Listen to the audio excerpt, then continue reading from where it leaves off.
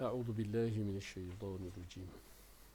قال الذين كفروا لا تأتين الساعة قل بلى وربي لتأتينكم عالم الغيب لا يعزب عنه مثقال ذرة في السماوات ولا في الأرض ولا أصغر من ذلك ولا أكبر إلا في كتاب مبين. صدق الله العظيم. السلام عليكم ورحمة الله وبركاته. الحمد لله والصلاة والسلام على رسول الله. اللهم صل على محمد. These are the learning outcomes for today's discussion.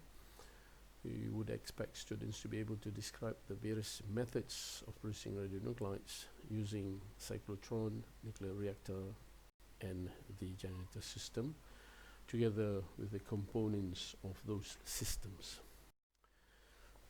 Sources of radionuclides. Radionuclides can be found as naturally occurring radionuclides. These are basically radionuclides with long T-half, as for example potassium-40, which is naturally found. There's a half-life of 10 to the power of 9 years. Other naturally occurring radionuclides represent the heavy elements such as uranium and radon. These naturally occurring radionuclides are not important in metabolic and physiological studies. Radionuclides that are used in nuclear medicine today are mostly artificial ones. That is, they are manufactured either using the cyclotron, for example fluorine-18, using the nuclear reactor, for example molybdenum-99, and those using the generator systems, for example technetium-99m. Let's have a look at this diagram. The axis on the left is Z, which is the proton number or the number of protons inside the nucleus, whereas the one which is horizontal is the number of neutrons. For small atoms, the number of protons and the number of neutrons in the nucleus are more or less the same. For example, carbon-12 has 6 protons and 6 neutrons, but as the size of atoms increases, there are more neutrons and protons inside the nucleus. So if you look at the shaded area, it represents the line of nuclear stability, meaning to say within those regions you can find stable nuclides.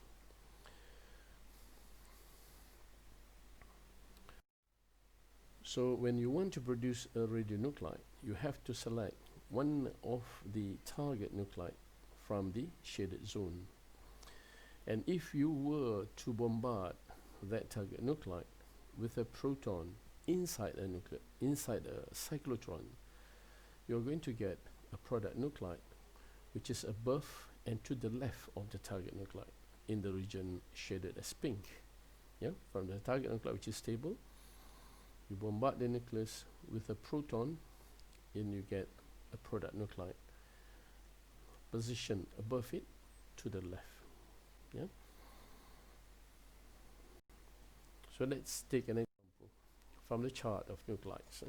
I hope you have already been given an explanation of the uses of the chart of nuclides. Yeah? So if we take a page from the chart of nuclide, focus on cadmium-111 near the red arrow. Yeah? So cadmium is taken from the shaded area, meaning to say cadmium-111 is a stable element.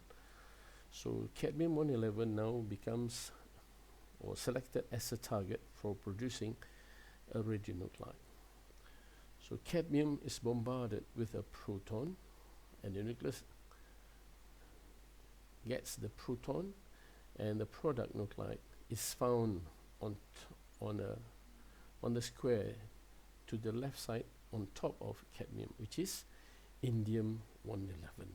And indium-111 is radioactive, and that is the product nuclide that you wish to produce. Yeah? So you select the stable nuclide, which is cadmium-111. You bombard it with a proton in the cyclotron, and you get a product nuclide, which is radioactive. Now it is indium-111. So the method of writing down the nuclear reaction is cadmium-111 to the left is a target nuclide. Irradiating particle is a proton, and from that nuclear interaction, the neutron is emitted, and it gives you a product nuclide, which is radioactive. It is indium-111.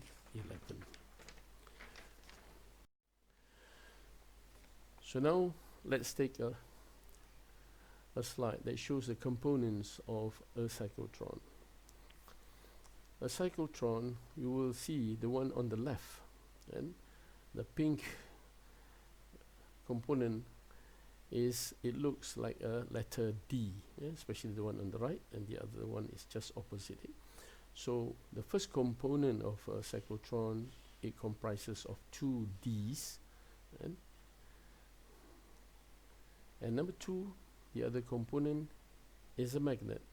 Above and beneath the Ds, you have magnets, and number 3, you have an alternating current in between the 2 Ds, and number 4, you have a vacuum. The whole system is under vacuum. If you look to the diagram on the right, you see the Ds, the magnets, and everything else is placed in a vacuum, under vacuum. Yeah.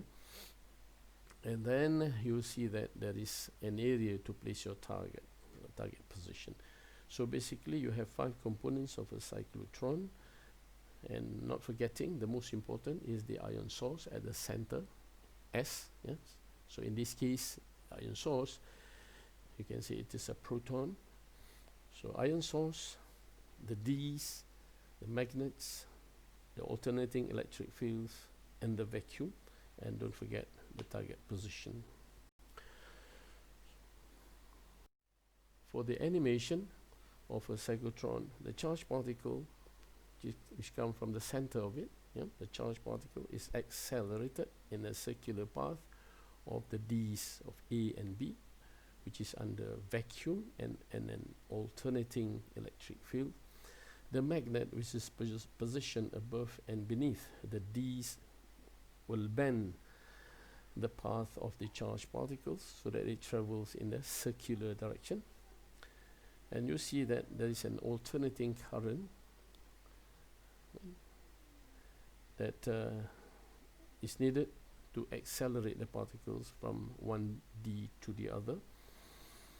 And the charged particles will hit the target, and when the proton hits the target, the product nuclide produced is a different element. For example, if you take oxygen 18 as the starting material, which is stable, bombarded with a proton, and you will get fluorine 18 as a product nuclide.